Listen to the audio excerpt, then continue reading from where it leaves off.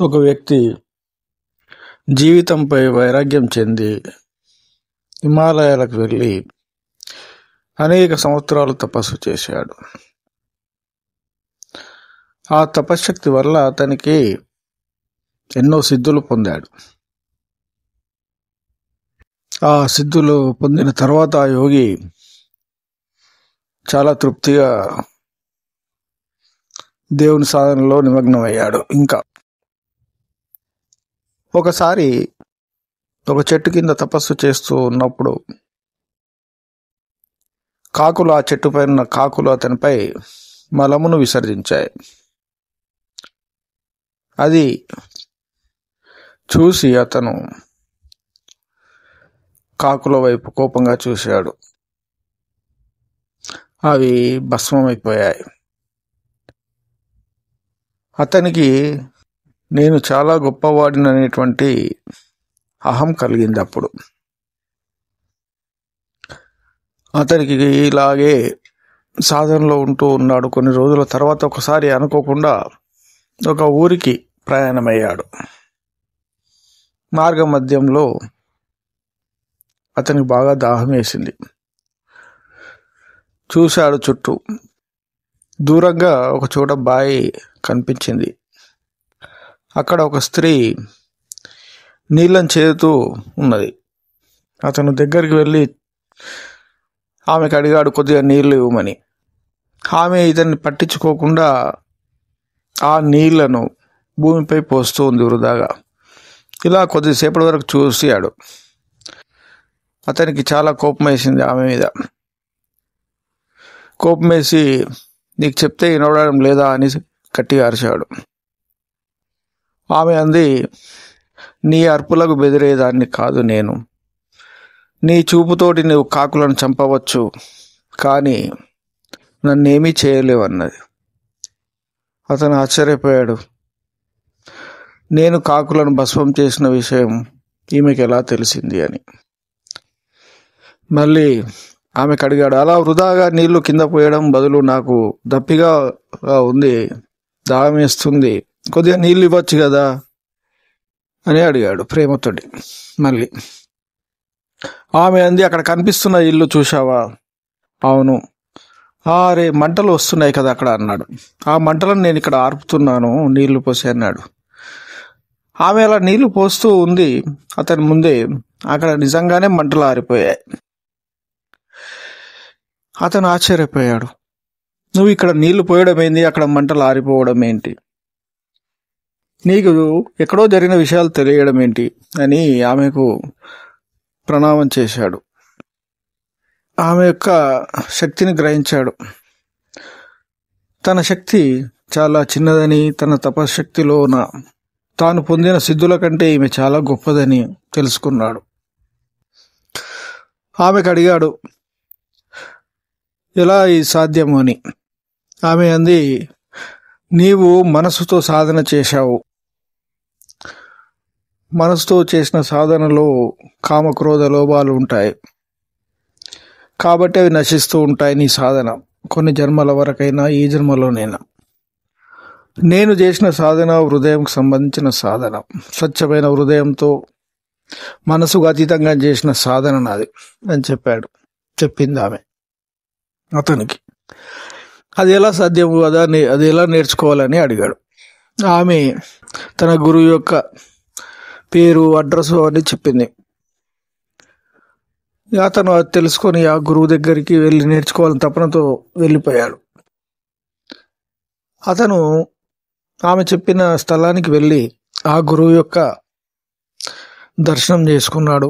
ఆ గురువు చాలా చిన్న వయసుగా కనిపిస్తున్నాడు, యవ్వనంగా. ఇంత చిన్న వయసులో ఇతనికి ఇంత గొప్ప విద్య ఎలా వచ్చింది అని ఆశ్చర్యపోయాడు. హృదయానికి వయసుతో సంబంధం లేదు. అతనికి ఇంకా అర్థం కాలే. గురువు అన్నాడు,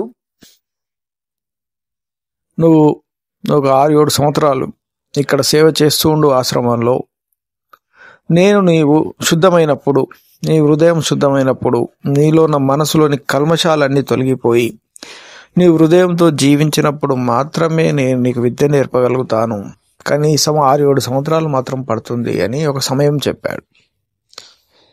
అతను గురువు చెప్పిన విధంగా ఆశ్రమంలో చేరి అన్ని సేవలు చేసుకుంటూ ఉండసాగాడు. ఒకరోజు కట్టెలు తేవాలని గుట్టపైకి వెళ్ళి కట్టెలు తీసుకొని వస్తున్నాడు. ఒక అమ్మాయి ఎదురుగా వచ్చింది. అతను తొందరలోన చూసుకోకుండా నడుచుకుంటూ వెళ్తున్నాడు. ఆ అమ్మాయికి తగిలాడు. అతను కింద పడ్డాడు, ఆ అమ్మాయి కింద పడ్డది. అతనికి ఆ అమ్మాయి వస్తున్న విషయం తెలియదు. అతనిదే తప్పు అయినా కానీ ఆవేశంగా ఆ అమ్మాయికి తిట్టడం స్టార్ట్ చేశాడు. కళ్ళు కనిపించడం లేదా, నేను ఇంత బరువుతో వస్తున్నాను, పక్కకి వెళ్ళి నడవచ్చు కదా అని మందలించాడు. అలా మందలించి వెళ్ళిపోయాడు. ఇక అతని యొక్క సమయము, గురువు చెప్పిన సమయం అయిపోయింది. గురువు దగ్గరికి వెళ్ళాడు. స్వామి, మీరు చెప్పిన సమయము దగ్గరికి వచ్చింది, ఈ రోజుతో రేపటితో అయిపోతుందచ్చు, మీరు నాకు విద్య నేర్పుతారా అని అడిగాడు. గురువు అన్నాడు, నేను నీకు ముందే చెప్పాను కదా, నీవు హృదయంతో జీవించాలి, మనసుతో కాదు. నీవు అమ్మాయిని అనవసరంగా తిట్టావు, నువ్వు మనసులో ఇంకా ఉన్నావు, హృదయంలో లేవు. నేను మనసుకు సంబంధించినటువంటి విద్యను నేర్పలేను. మనసుతో నువ్వు చేస్తే అది ఈ జన్మకు కొన్ని జన్మలకు ఉంటుంది, అది నశిస్తుంది. నేను చెప్పే విద్య హృదయానికి సంబంధించినటువంటి విద్య. నీ హృదయంలో ప్రశాంతత, నిర్మలత, స్వచ్ఛత ఉండాలి, ప్రేమ ఉండాలి. నీవు మనుషులలో దైవాన్ని చూడాలి, అందరినీ సమానంగా చూసుకోవాలి. నీ స్వరూపంగా చూసుకునే స్థితి నీ హృదయ స్థితి. ఆ స్థితిలో నీవు వచ్చినప్పుడు, నేను నీకు ఆ విద్య నేర్పినప్పుడు మాత్రమే అది అనంతమై ప్రకాశిస్తుంది. దానికి నాశనమయ్యే శక్తి లేదు. అది అమరత్వం పొందినటువంటి విద్య. అటువంటి విద్య నేర్పిన నీకు మంచిది, నాకు మంచిది. కాబట్టి నువ్వు ఆ స్థితికి వచ్చినప్పుడు మాత్రమే నేను నీకు అటువంటి విద్య నేర్పగలను అని చెప్పాడు. ఇంకా కొన్ని రోజులు ఉండు, నీవు ఆ స్థితికి చేరినప్పుడు నేనే పిలిచి నీకు ఆ విద్యను ఇస్తానని చెప్పాడు. ఇలాగా కొన్ని రోజులు అతను గురువు చెప్పిన విధంగా నిర్మలంగా, ఎవరు ఏ విధంగా ప్రవర్తించినా అతను మాత్రం స్వచ్ఛంగా ఉండడం నేర్చుకున్నాడు. ఎవరు ఏమన్నా అతనిని అనడం లేదు, అతని మనసుకే అంటున్నారు. అతను కూడా నాలాంటి వాడే, నేనే ఆ స్వరూపము, అతను అన్న దాంట్లో తప్పు లేదనే భావనలోకి వచ్చేశాడు. లేకపోతే అది దైవ సంకల్పం కాబట్టి అలా అంటుండేమో. ఏదో రకంగా దానిలో దోషం వెతికేవాడు మాత్రం కాదు. మరి ఒకసారి ఇంకో ఇలాగే గుట్టపైకి ఉదయం పూట వెళ్ళి కట్టెలు తీసుకొని వస్తున్నప్పుడు ఇంతకు జరిగినట్టే ఆ అమ్మాయి వచ్చి ఇతని తగలడము, కట్టెలు పడిపోవడము, అతను కింద పడడం జరిగింది. అతను ఆ అమ్మాయికి నమస్కారం చేసి, అమ్మ, తప్పు జరిగింది, నా వల్ల నువ్వు కూడా పడ్డావు, ఏమైనా బాధ కలిగిందా, క్షమించు అని వేడుకున్నాడు. తప్పైందని బాధపడ్డాడు, ఏడ్చాడు. ఆ అమ్మాయి అంది, ఇంతదానికి ఇంతగానం ఏడవాలా, ఏమీ లేదులే స్వామి, నువ్వు వెళ్ళు అని. నాదే తప్పు, నేనే చూసుకోలేదని అంది. అతను ఆశ్రమంకి వెళ్ళాడు. అయినా ఇంకా రోధిస్తూ ఉన్నాడు, నా మూలంగా ఆ అమ్మాయికి ఏం జరిగిందో అని. అతను హృదయము కరిగే స్వభావంలోకి మారిపోయింది. ఎదుటివారి బాధలు తన బాధలుగా స్వీకరించాడు. అందరిలోనూ తనకంటే తన స్వరూపం కంటే ప్రేమను పెట్టాడు. అతనిలోన కల్మషం ఎటువంటి అణువులోనూ లేదు, స్వచ్ఛంగా మారిపోయాడు అన్నమాట. అప్పుడు గురువుగారు పిలిచారు, నాయనా, నీకు ఈరోజు విద్యనిస్తాను. నీ హృదయంలో ఆ విద్య నేను చెప్పిన తక్షణమే నీకు జ్యోతిని ప్రకాశింపజేస్తుంది. నీవు అనంతుడు అయిపోతావు.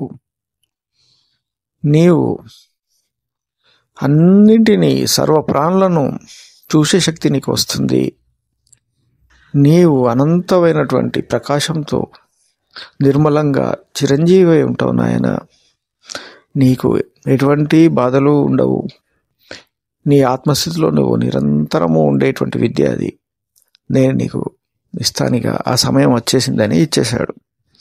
అతను ఆ యొక్క విద్యను పొంది యుగ యుగాలుగా అతను కూడా జీవిస్తూ కాలానికి అతీతంగా ఇప్పటికీ అందరినీ ప్రేమిస్తూ, ఎవరైతే సాధకులు స్వచ్ఛతతో వెళ్ళి అతని కలవకున్న హృదయంతో ప్రార్థన చేసిన అతను స్పందిస్తున్నాడు ఇప్పటికీ.